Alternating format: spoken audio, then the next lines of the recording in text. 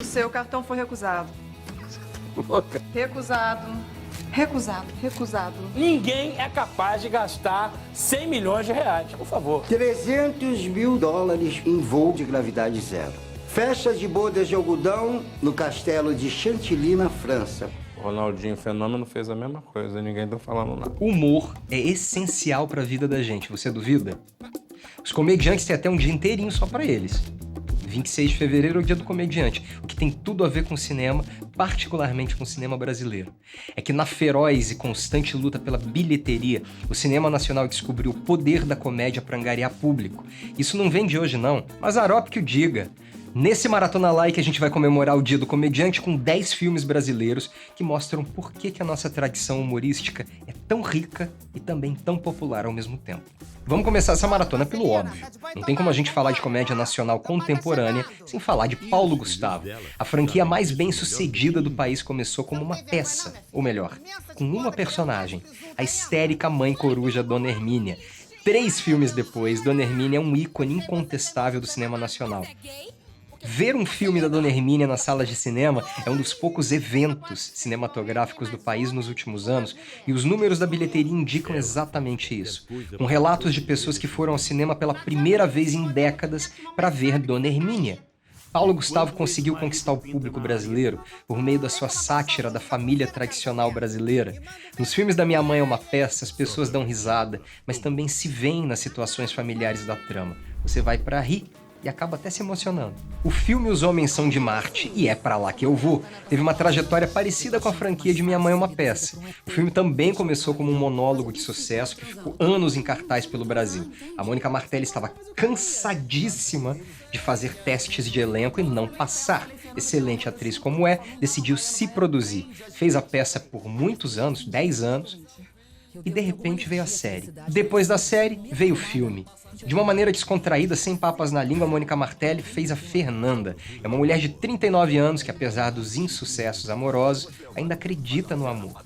Para a versão do cinema, a Mônica Martelli escalou novos personagens para dar mais textura ao mundo da Fernanda. E personagens que já existiam na série ganham mais densidade ainda, como é o caso do Aníbal, interpretado no cinema pelo Paulo Gustavo.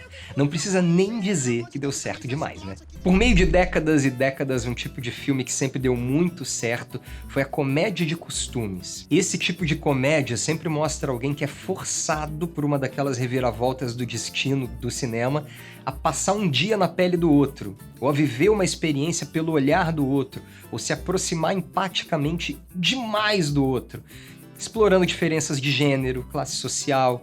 Essas comédias de costume existem desde lá de Martins Pena até antes. Sempre geram situações que podem ser tão engraçadas como também tocantes. Se Eu Fosse Você foi lançado num momento meio morno do cinema nacional, mas a direção segura e sensível do Daniel Filho conseguiu levar as pessoas pro cinema, assim, bombasticamente.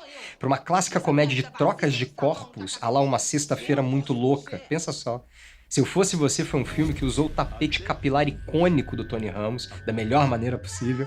O filme teve a continuação anos depois, que fez mais sucesso que o primeiro filme. Mas poucos filmes envelheceram tão bem e continuam tão charmosos quanto Se Eu Fosse Você. Tem uma história engraçada do Se Eu Fosse Você que dizem que quem iria fazer o filme seria o Márcio Garcia e a Cláudia Abreu. Seria um casal incrível, eles tinham feito sucesso lá em Celebridade, mas por uma reviravolta do destino, quem assumiu os papéis foi a nossa queridíssima Glória Pires e o Tony Ramos arrasando e eternizando esses personagens. Quando o assunto é comédia de costumes, é difícil também não mencionar o nome de um cara chamado Roberto Santucci. Por um período, Roberto Santucci foi um dos reis de bilheteria do país. Ele emplacou assim um sucesso atrás do outro. Até que a Sorte Nos Separe, que foi lançado em 2012. Esse foi o primeiro filme da parceria de sucesso entre o Roberto Santucci e o Leandro Hassum.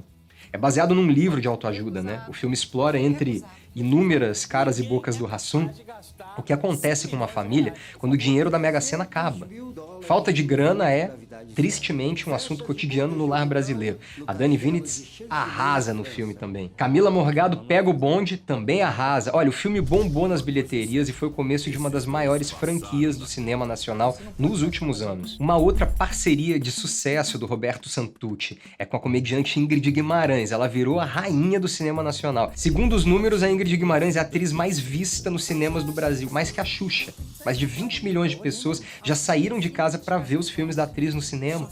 A gente não precisa nem de gráfico para comprovar esse fenômeno. Filmes como Fala Sério Mãe, Larissa Manoela e as franquias de Pernas pro Ar fizeram tanto sucesso que o nome Ingrid Guimarães virou sinônimo de comédia e de sucesso no cinema. A comédia psicológica Loucas pra Casar tem como um dos pontos altos a personagem de Maria, uma fanática religiosa interpretada pela Tata Werneck.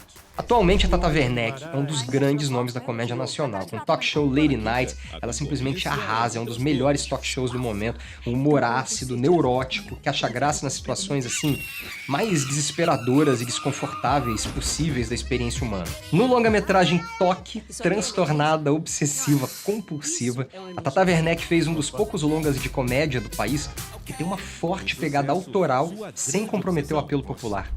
Teve algumas vozes da crítica que disseram que Toque foi um filme muito ousado porque tentou fazer algo novo dentro do formato da comédia popular do país.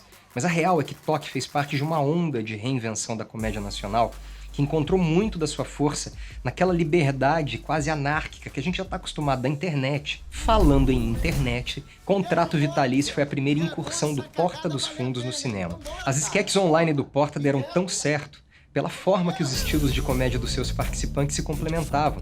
Em Contrato Vitalício, essa química é estendida ao formato de longa-metragem. Então a gente tem, por exemplo, o intelectual neurótico do Gregório do Vivier, formando assim uma duplinha perfeita com as piadas taquicárdicas do Porchat. Depois de Contrato Vitalício, o Porta faria uma série de filmes hilários e polêmicos para Netflix, o último para o YouTube, que fariam Contrato Vitalício cair um pouco em esquecimento. Mas fica a nossa recomendação do filme, especialmente levando em consideração como é que o perfil de cada um deles cresceu, assim, muito. Eles evoluíram muito depois do lançamento. No Brasil, gente, assim como no resto do mundo, é difícil não ter o cinema americano como referência.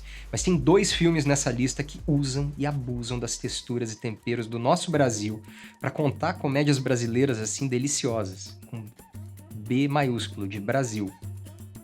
Ou C maiúsculo, de comédia. Ah, você escolhe. No caso de Opa e Ó, a baianidade é a força maior do filme.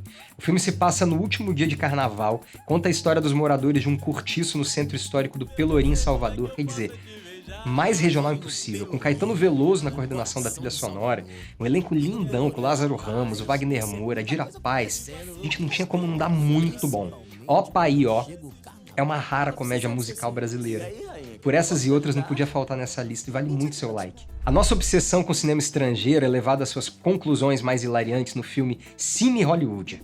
Esse filme se passa no interior do Ceará, na década de 70, quando as cidades do interior do sertão começam a receber as suas primeiras televisões em praças públicas, ameaçando extinguir os cinemas da região.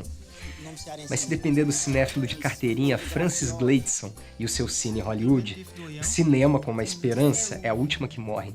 O filme é um marco do cinema nacional por várias razões. Cine Hollywood é um filme tão ferozmente cearense, ele foi exibido nos cinemas com legenda em português para todo o Brasil conseguir entender. Isso foi uma exigência da distribuidora. O filme também foi o primeiro filme contemplado no edital de longas-metragens de baixo orçamento do Ministério da Cultura do Brasil, isso em 2009.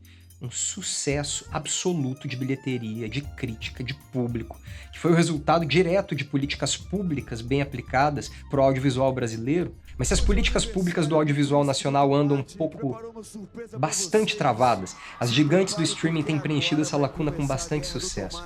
Ricos de Amor foi uma das apostas da Netflix em um filme de comédia nacional que mira numa galera assim mais jovem, mas agrada a todos os tipos de pessoas, com direito à trilha sonora do Alok.